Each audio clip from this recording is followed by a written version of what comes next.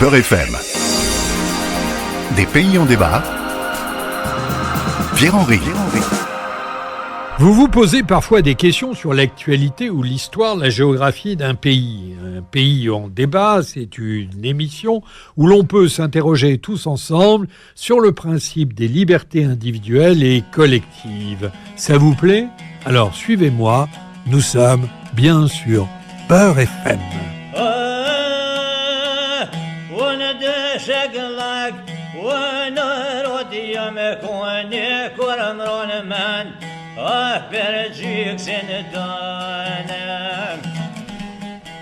Vous l'avez peut-être deviné par le sarki que vous entendez juste là, cet instrument entre le oud et le bouzouki, ou bien par cette langue, ces rythmes, cette teinte. Au cœur des Balkans, notre pays du jour est un territoire controversé. C'est un pays qui peine à obtenir sa reconnaissance par les pays de l'ONU, le Kosovo.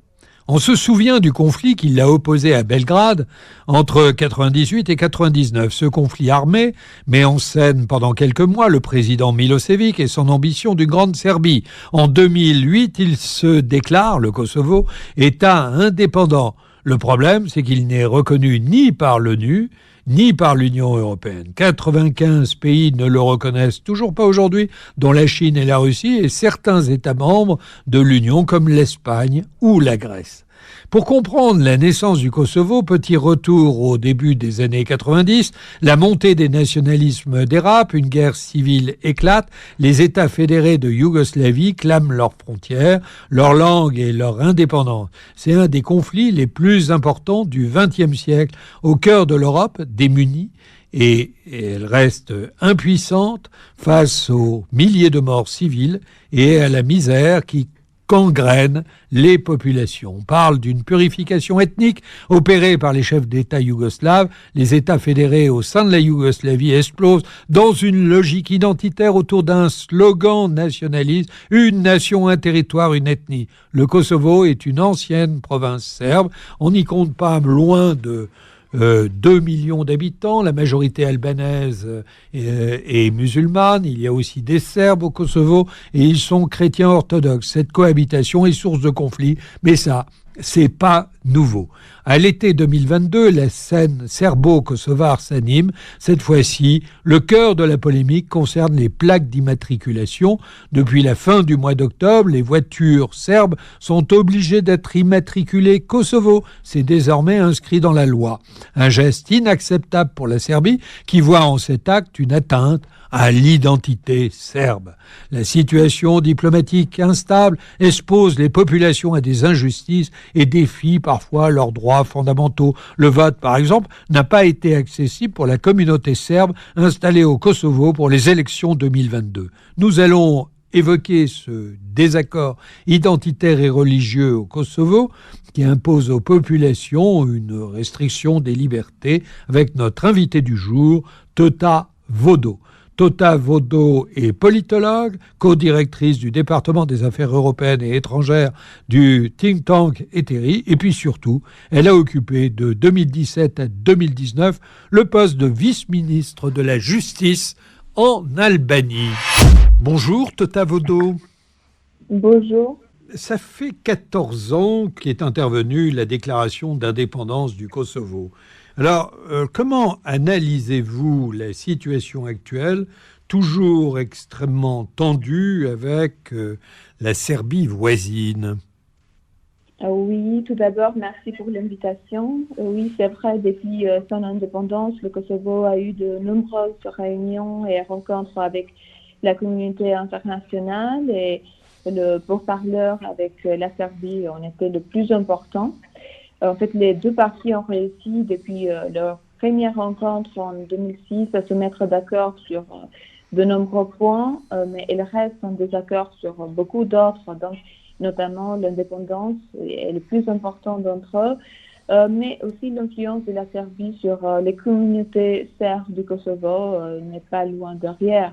En fait, les zones à majorité serbe du Kosovo, en particulier, il y a 4 municipalités du nord bordant la Serbie, ne sont que partiellement intégrés et constituent un foyer potentiel de violence, en fait.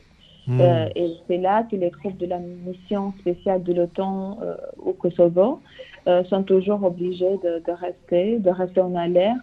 Et c'est dans le même ordre d'idées, les Serbes élus au Parlement de Kosovo et nommés à des postes gouvernementaux suivent ouvertement des ordres de Belgrade.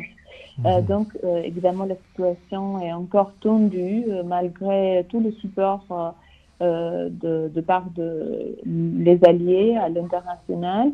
Les éruptions impliquant les Serbes du nord de Kosovo sont un phénomène périodique, en fait. On l'a vu récemment, mais il y a eu de tensions en continuité.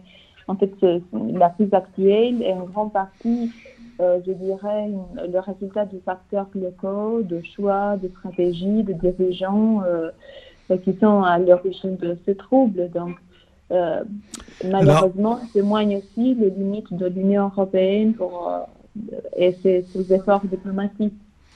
Oui, nous entendons cela, mais enfin, la scène serbo-kosovare est remplie de difficultés entre Serbes et Kosovars, avec un certain nombre de désaccords identitaires et religieux, mais moi je voulais vous interroger, dans la mesure où vous avez, je le rappelle aux auditeurs, occupé le poste de vice-ministre de la Justice en Albanie, je voulais vous interroger sur un rapport récent de l'ONU qui montre, par exemple, les médias manquent d'indépendance, que les restrictions sont fort nombreuses en matière d'accès à l'information, à la liberté d'expression. Alors, qu'en est-il exactement ? Oui, en fait, il y a eu malheureusement de phénomènes on a observé récemment. En fait, déjà, la liberté de médias est garantie si les médias même sont financièrement viables, donc si les journalistes bénéficient d'une protection fiable aussi. Mais dans la région du Balkan, c'est vrai que la liberté de médias n'est pas nécessairement l'élément le plus central pour établir la conformité avec les normes de l'UE. Et vu que la priorité pour la région du Balkan, c'est l'adhésion à l'UE, c'est vrai qu'il y a des facteurs comme la liberté de médias qui est un petit peu laissée à côté. Je ne veux pas dire que ce n'est pas dans l'agenda de gouvernement de ce pays, mais ce n'est pas le point le plus central non plus. Ouais. Donc oui, il y a eu la privatisation des médias qui était marquée par exemple la privatisation mise en œuvre par une entité légale, entièrement ou partiellement financée par de fonds publics. Oui.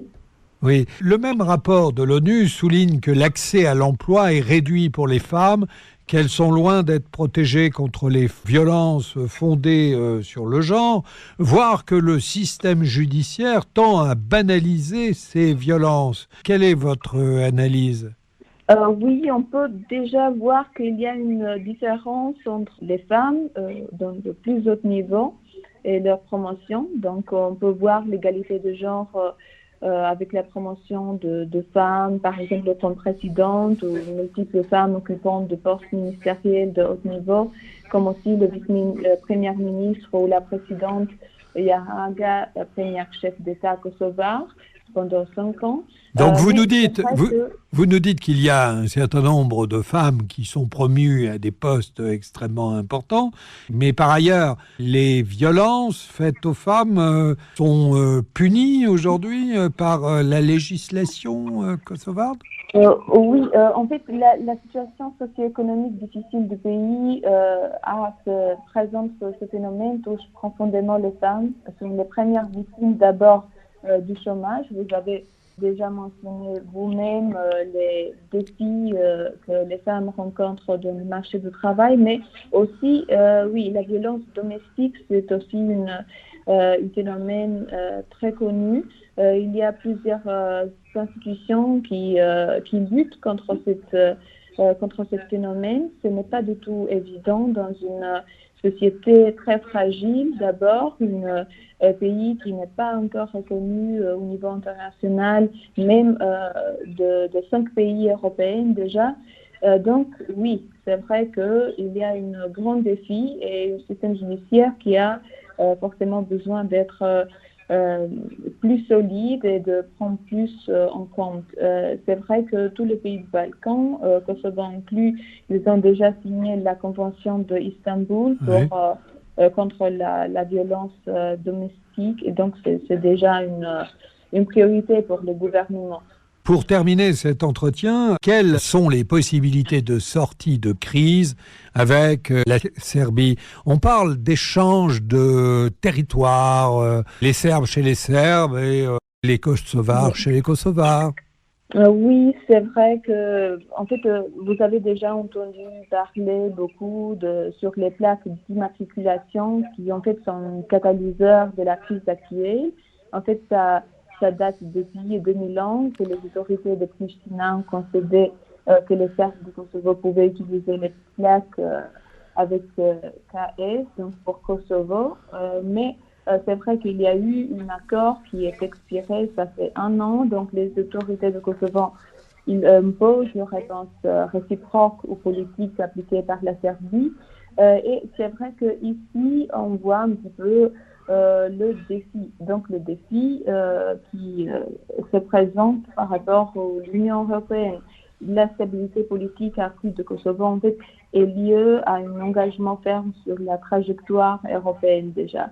Donc de la part des pays, il faut une adoption urgente d'un régime déjà d'exemption de visa de l'UE. C'est le seul pays. Ce que vous dites, oui, ce que vous dites, c'est qu'une des voies de sortie, c'est la possibilité d'une libéralisation des visas vers l'Union européenne.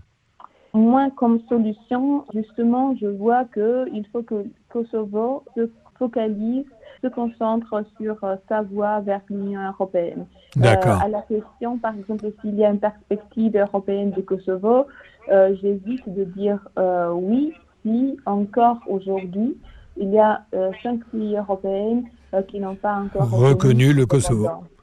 Eh bien, je vous remercie, Tota Vodo. C'est sur ces mots que nous allons terminer cette émission qui est produite par France Fraternité en partenariat avec Beurre FM. Et merci à Alice et Tariq, sans qui cette émission ne pourrait avoir lieu. C'était Des pays en débat, en partenariat avec France Fraternité.